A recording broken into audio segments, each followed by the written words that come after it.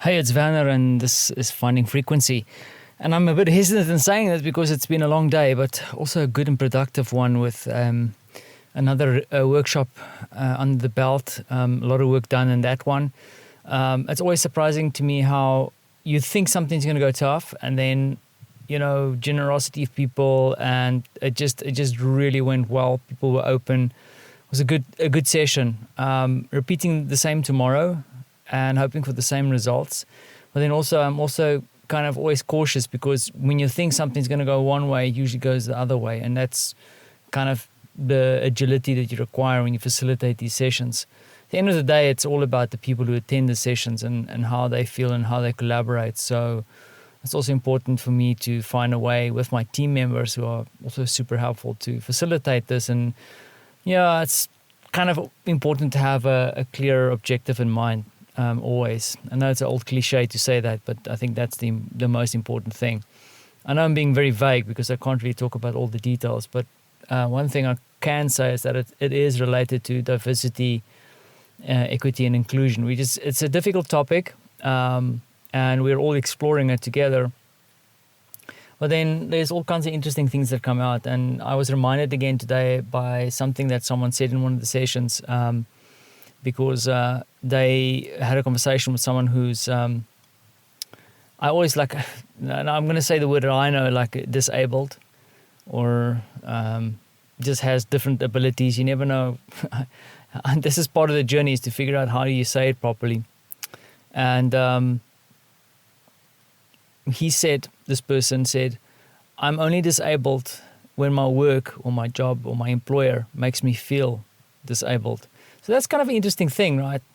I thought it was an interesting concept to just think about. Is even if I struggle with all these terms and what is the right thing to say? You have to be so careful these days. And of course, there's also people who are super generous in the fact that they'll help you with the right terms. But then you also have the term police that really make you feel stupid.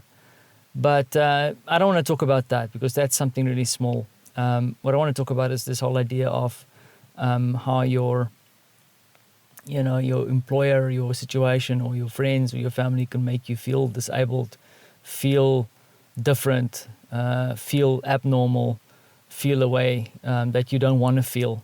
And I think that is important to consider, is what feelings do you cause with other people? How do you make other people feel? That's interesting, right? So when someone comes to visit you who has different perspective on life, different abilities, different capabilities, how do you make them feel? Do you make them feel different? Yeah, it's something to think about. I wonder what I do. Sometimes we are kind of not entirely sure, because that's also something that is interesting, is how do we deal with people who are different than us? Like, what is their customs? What are they used to? What can you do to help them? What should you do to help them? What should you not do? Complex, a lot of things to explore, and I think we have tons of challenges around it, and I think some of the challenges also because we just don't know, and you don't want to feel stupid. I mean, when I was starting out with user experience design, which is a completely different field where we help people how to use technology, one of the first things we learned there is that if you create something, a piece of technology, a piece of software interface, and someone's using it and you make them feel stupid, or they feel stupid during the process, you've failed. So I think there's a definite parallel to draw across. So yeah, I'm a little bit tired. I still have to do a little bit of preparation work. We had a small celebration for Marta this afternoon, or evening, shall I say, going into the night, because everybody was late. My in-laws have this ability to not be on time, so we have a bit of a backlog on time to make up for. So nothing bad, all good in the hood. And as always, hope things are going well. And yeah, I hope I'm making you feel comfortable, feel fine the way you want to feel. But you're making me feel great, because I want to say thanks for listening.